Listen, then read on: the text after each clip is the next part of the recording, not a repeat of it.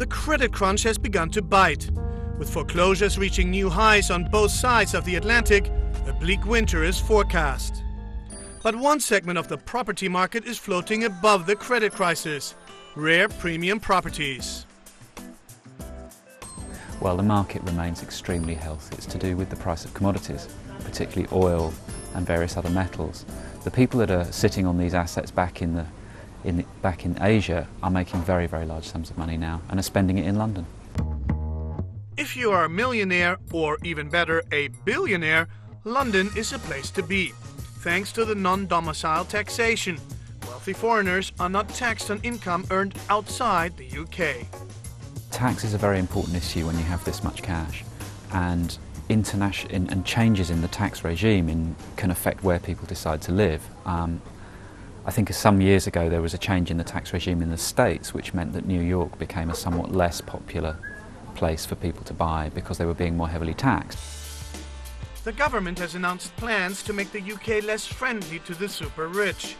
A new law will charge a flat fee of $60,000 annually after 7 years of residence, a dent many will barely even notice. According to real estate companies, for properties valued above $8 million, 80% of the buyers are foreigners.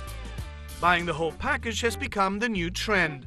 This house in Eaton Square, Chelsea, we can appreciate the interior design only in pictures, was sold for $60 million, including furniture, paintings, even staff.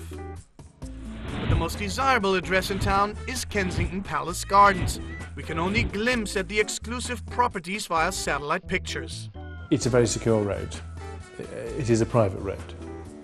The properties, unusually for the centre of London, are detached, and they were built for rich industrialists, and they're sort of going back to now, instead of British rich industrialists, global rich industrialists. People like Lakshmi Mittal, owner of the world's largest steel company and Britain's richest man.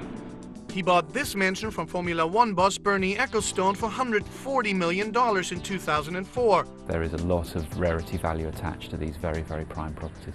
But having said that, there are also projects unfolding in London which will increase the supply of very expensive property. There's, for example, a development called No. 1 Knightsbridge, which is being developed by Candy & Candy, which will produce quite a number of extremely expensive flats. This is how the interior of the most expensive flat in the world will look. A penthouse with a price tag of $200 million, due for completion in 2010. Sheikh Hamad, Qatar's foreign minister, bought it in a bidding war that ended up with him paying over $100,000 per square meter. But it is leafy Bishop's Avenue in North London that got the title of Billionaire's Row, the most expensive road in the world. Sharing the tree-lined address amongst Russian oligarchs and A-list celebrities is the Saudi royal family. During the First Gulf War, they bought 10 of the street's 66 mansions, fearing the need of exile.